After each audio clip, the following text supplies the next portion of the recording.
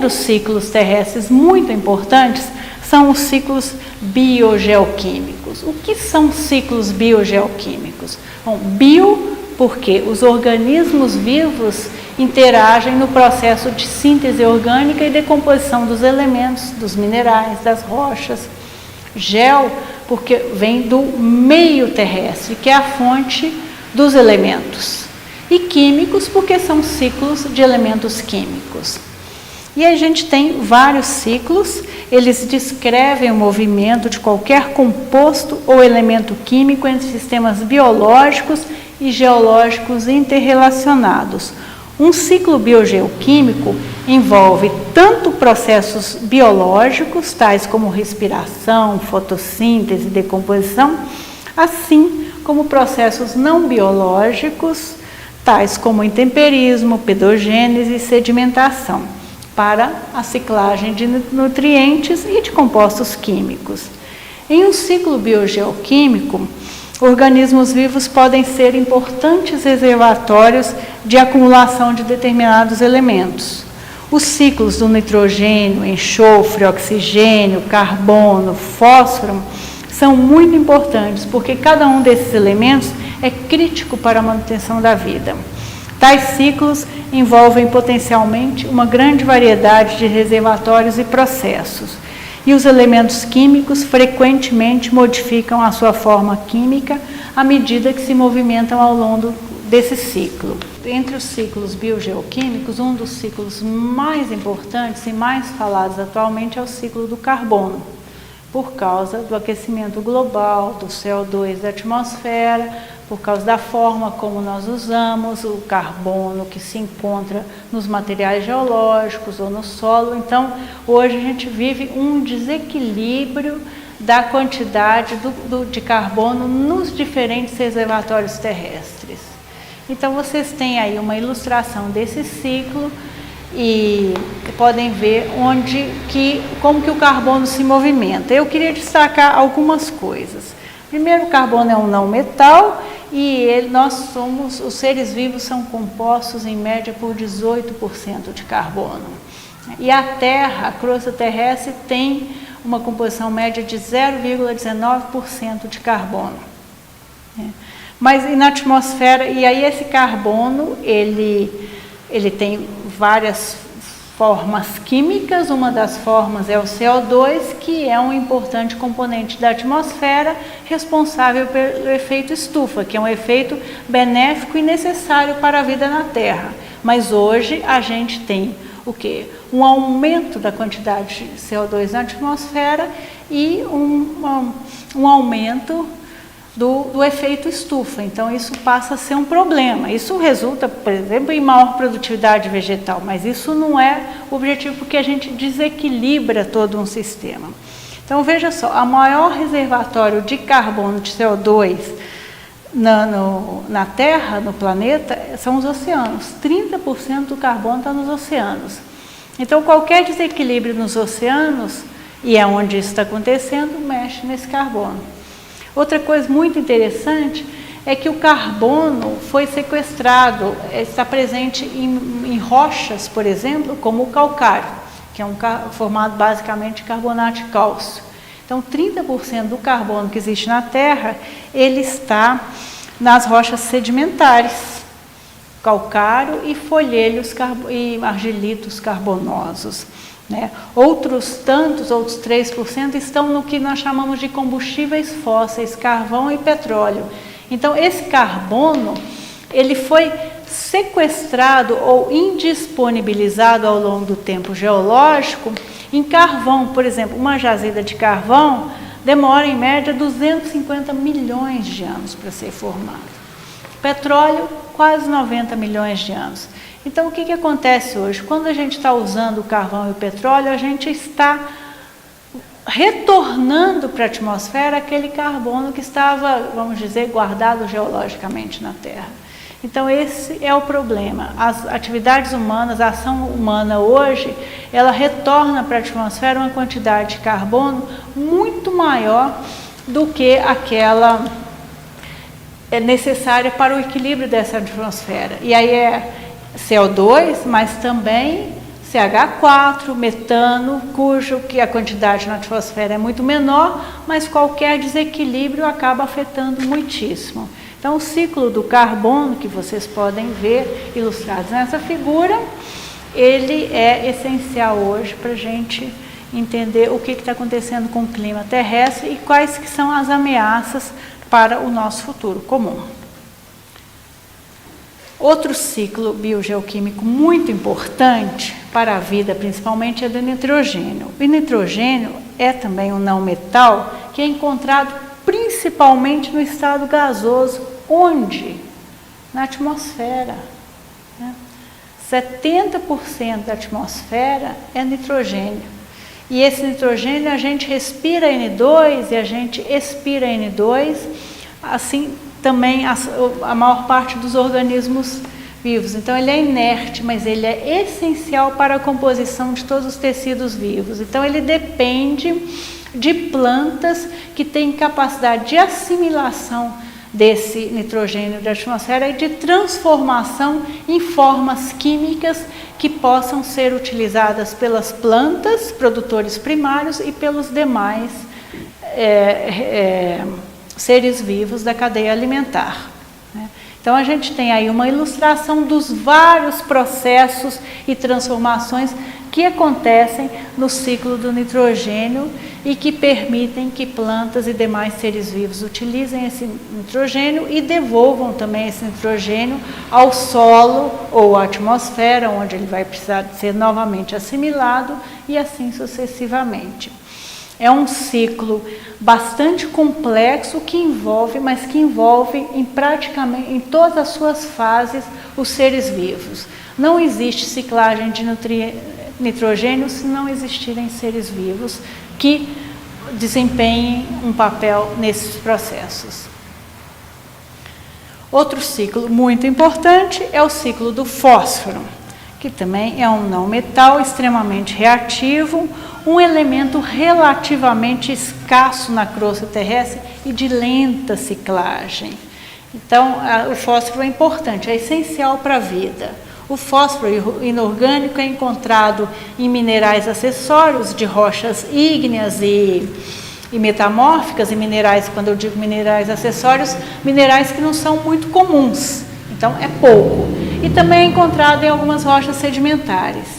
Esse fósforo inorgânico, que só vai ser absorvido, que é encontrado na forma de PO4, de fosfato, ele vai então circular, vai ser liberado do mineral por intemperismo ou da rocha por intemperismo, e ele vai ser então assimilado por plantas que vão alimentar animais, e assim o fósforo vai circular na cadeia alimentar dos seres vivos. Uma fonte de fósforo muito importante, até algum tempo, agora são praticamente esgotados, são os guanos, que são os excrementos de aves, principalmente aves marinhas. Então o Chile foi por muito tempo o principal exportador de fósforo, exportador de guano das costas chilenas, mas isso praticamente esgotado. Os materiais geológicos que têm fósforo também ou têm muito pouca quantidade ou estão praticamente esgotados. Então o fósforo é um elemento pouco disponível para a gente produzir fertilizante e nutrir plantas. Então, nós temos que pensar que temos que entender muito bem o ciclo do fósforo e trabalhar na perspectiva de que esse elemento seja ciclado e reciclado nos processos da natureza e em nossos solos. Então, apelar para a contribuição, o mutirão dos seres vivos que vivem no solo, as micorrizas, por exemplo, que contribuem para que as plantas possam explorar um volume maior de solos e assimilar, absorver esse fósforo que existe em quantidades pequenas e também pouco disponíveis.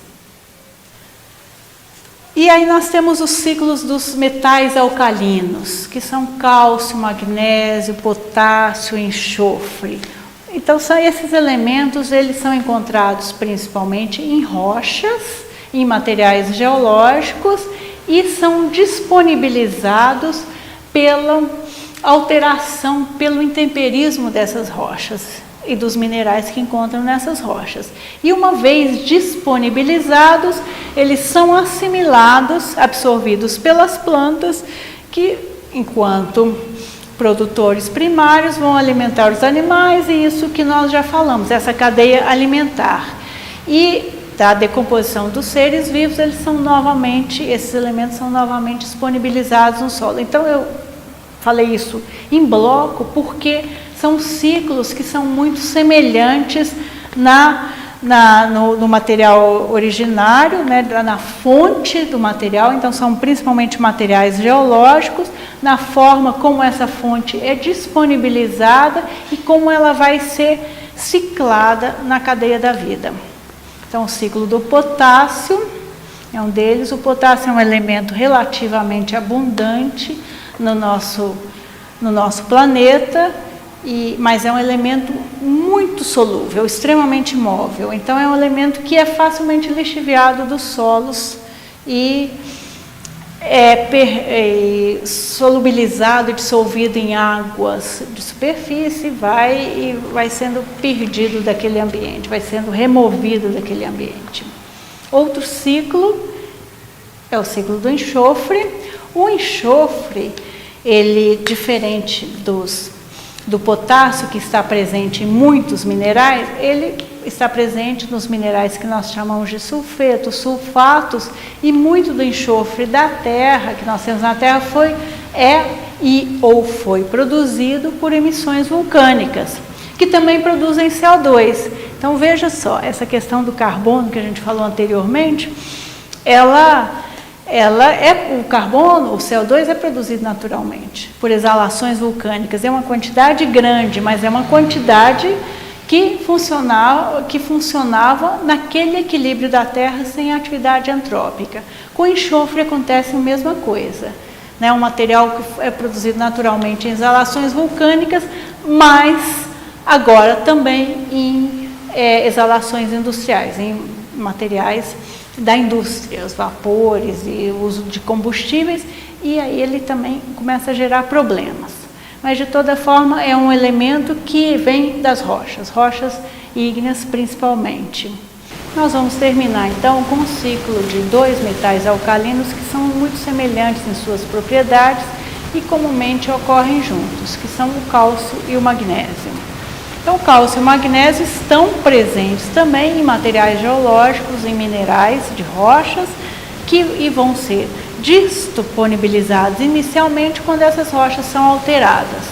E aí esses solutos, que são elementos muito solúveis, estão presentes no solo, onde eles vão ser absorvidos pelas plantas e depois ciclados nos consumidores primários, secundários, retornando ao solo ou às águas pela decomposição desses seres vivos, ou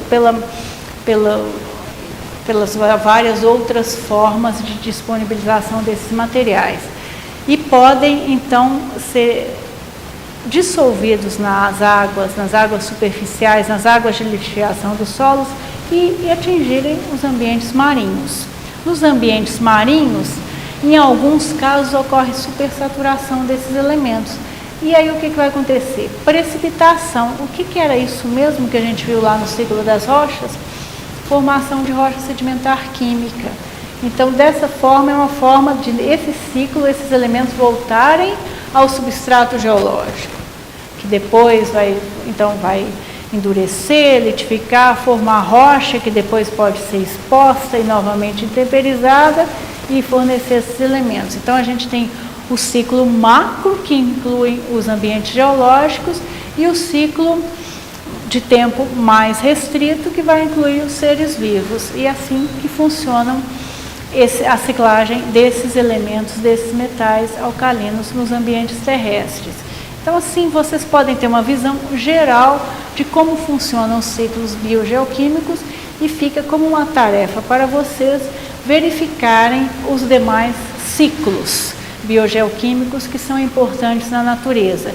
E para a gente fica que devemos sempre ter em mente que a Terra é dinâmica, que as interações são cíclicas, são os ciclos terrestres, e qualquer desequilíbrio, qualquer transferência de um ciclo desse para um lado ou para outro vai provocar um desequilíbrio que vai resultar num desequilíbrio ambiental, que é o que nós enfrentamos hoje nesse momento atual do planeta Terra, no momento inclusive que a gente pensa em dizer que é a era do antropoceno, da ação humana, da ação antrópica transformando a Terra numa velocidade, num ritmo como nunca aconteceu antes.